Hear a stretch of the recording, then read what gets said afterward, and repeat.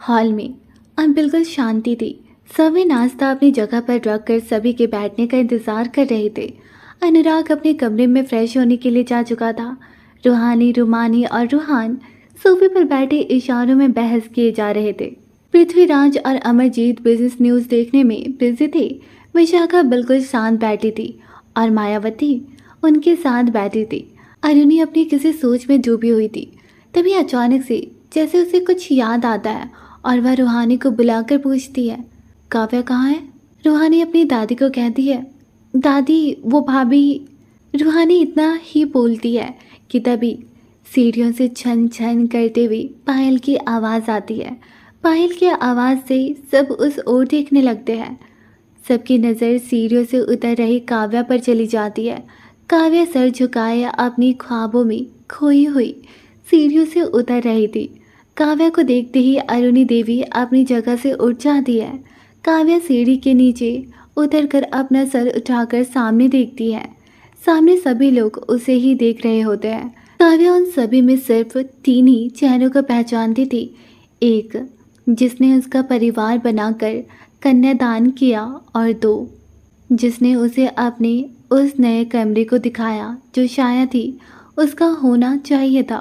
अरुणी देवी अपना कदम बढ़ाकर काव्या के पास जाती है और उसके गालों को छूते हुए कहती है, बहुत प्यारी लग रही हो।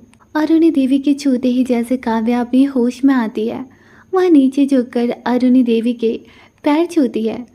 अरुणी देवी मुस्कुराते हुए उसे उठाती है और काव्या के सर पर हाथ रखकर कहती है, हमेशा खुश रहिए आप। चलिए आपको हमारे पूरे परिवार से मिलाते हैं। इतना कहते ही काव्या का हाथ पकड़कर अरुणी देवी थोड़ा आगे बढ़ जाती है और पृथ्वीराज की तरफ इशारा करते हुए कहती है, ये है हमारे बड़े बेटे और ससुर पृथ्वीराज सिंघानिया। उनके इतना बोलते ही काव्या आगे बढ़कर पृथ्वीराज के पैर छूती है। पृथ्वीराज मुस्कुराते हुए कहते हैं, सदा सुहागन रहो। पृथ्वीराज के बोलते ही काव्या उन्हें देखने लगती है। तभी अरुणी देवी फिर से कहती है, यह है उनकी पत्नी और आपकी सास विशाखा सिंघानिया। काव्या विशाखा की तरफ देखकर आगे बढ़कर आशीर्वाद लेती है। विशाखा मुस्कुराते हुए बोली, हमेशा मुस्कुराते रहिए। ऐसे ही करके अरुणी देवी काव्या से सबको मिलाती है। अब काव्या एक जगह पर शांत से खड़ी हो जाती है। तभी अचानक से उसे कोई गले लगा लेता है। इस तरह अचानक किसी के गले लगाने से काव्या सहम सी जाती है, लेकिन उसे दूर नहीं करती। तभी एक मुस्कुराता हुआ चेहरा उसे देखते हुए कहता है, भाभी मैं हूँ अनुराग, आपका देवर। काव्या उसे बस देखती रहती है। काव्या उससे आज तक बिल्कुल नहीं मिली थी, लेकिन फिर भी अनुराग इस तरह से उसे गले लगा लिया, उसे कुछ समझ नहीं आया। परिवार में सभी जानते थे अनुराग हर एक नए रिश्तेदारों की ऐसे ही स्वागत करता था, और यहाँ तो उसकी नई भाभी थी। मुस्कुराते हुए हर किसी ने काव्या का स्वागत तो कर लिया, लेकिन सबके अंदर के दर्द अभी भी वैसे के वैसे ही थे। तभी अरुणी देवी कहती है, चलिए सब नाश्ता कर लेते हैं। अरुणी देवी के कहते ही सब नाश्ता करने के लिए टेबल पर बैठ जाते हैं। सर्वेंट सबको नाश्ता सर्व करने लगते हैं। सभी नाश्ता करना शुरू करते हैं। काव्या अपनी ख्वाबों में खोई हुई थोड़ा नाश्ता कर लेती है। सबका नाश्ता आधे घंटे में हो जाता है। अरुणी देवी एक सर्वेंट को बुलाते हुए पूछती है, आदि नाश्ता कर लिया?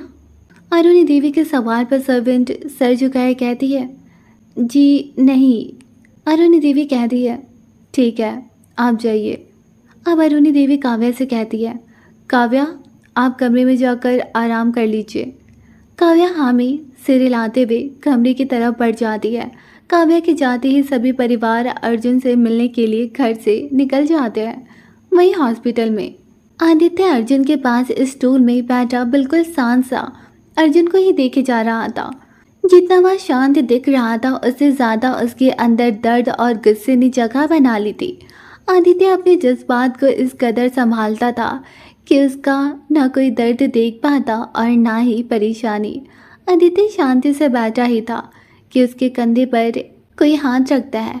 हाथों के स्पर्श से आदित्य पीछे मुड़कर देखता है तो सामने उसका पूरा परिवार खड़ा था। उन्हें देखते ही आदित्य अपनी जगह से उठ जाता है। अरुणी देवी आदित्य को देखकर कहती है, आप घर जाकर नाश्ता कर लीजिए, हम सब यहाँ हैं अर्जुन के लिए। आदित्य जाना तो नहीं चाहता था, लेकिन अपनी दादी की बातों को टाल भी नहीं सकता था, इसलिए ना चाहते हुए भी वह हाँ में सिर हिला वहाँ से चला जाता है।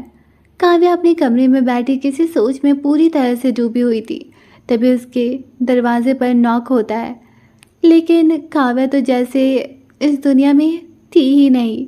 4-5 बार नॉक करने के बाद भी जब काव्या कोई जवाब नहीं देती तो सर्वेंट उसे आवाज़ लगाती है।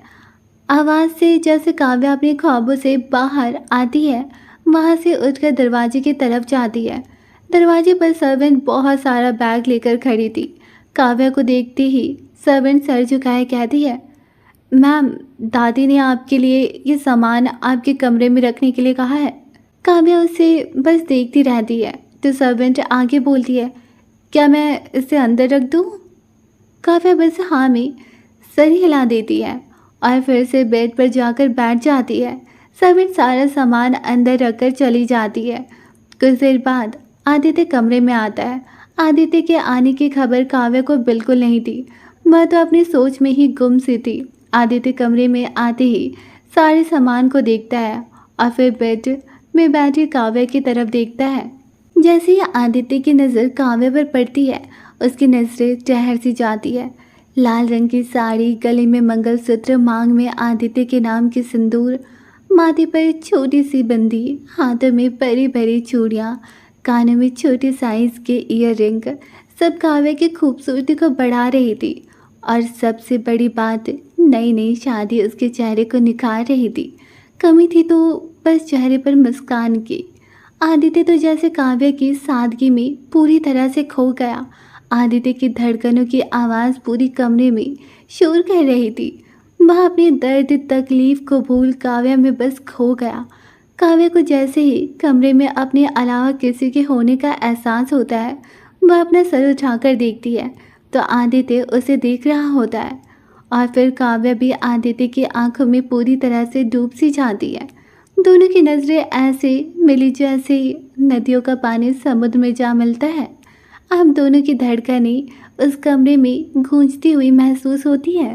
दोनों की नज़रें काफ़ी देर तक वैसे ही एक दूसरे में डूबी हुई थी, लेकिन इसी बीच आदित्य का फ़ोन रिंग करता है। फ़ोन की एक रिंग से दोनों की नज़रें एक दूसरे से हट जाती है। आदित्य अपना फ़ोन रिसीव करते हुए वॉशरूम में चला जाता है। काव्या अपनी धड़कनों को संभालने में लगी हुई थी। कुछ देर बाद आदित्य वॉशरूम से बाहर आता है और अपने कबर्ड के पास जाकर अपने कपड़ों को एक साइड करने लगता है। काव्या उसकी हर एक हरकत को नोटिस कर रही थी। कुछ ही देर में आदित्य कबर्ड में काफ़ी हद तक जगह बना लेता है और इतना करते ही सीधा कमरे से बाहर निकल जाता है।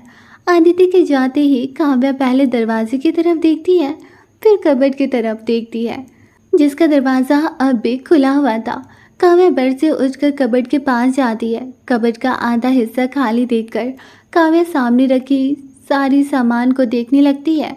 फिर कुछ सोचते हुए वह सारा सामान अनपैक करके कबर्ड में रखने लगती है। आदित्य ने काव्या को कबर्ड में तो जगह दे दिया था, लेकिन क्या वह कभी अपने दिल में जगह दे पाएगा, या फिर वह अपने दिल में काव्या को पहले ही जगह दे चुका है, या तो आदित्य को ही पता था। काव्या सारा सामान रखकर जैसे ही कबर्ड को बंद करने वाली होती है कि तभी कबर्ड में एक एल्बम नीचे गिरता है। काव्या नीचे झुककर उस एल्बम को उठाकर कबर्ड में रखने वाली होती है, लेकिन एल्बम को देखकर उसकी आंखें एल्बम को खोलकर देखने के लिए मजबूर सी करने लगती है। वह एल्बम इतनी अच्छे से सजा हुआ था कि काव्या अंदर देखने के लिए बेताब सी हो जाती है।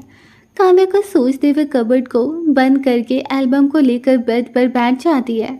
एल्बम के पहले पेज पर ही हॉल की फ़ोटो थी, जिसमें सारा परिवार खुशी मनाते हुए दिख रहा था, लेकिन आदित्य एक कोने में खड़ा अकेला ही बिल्कुल शांत सा था।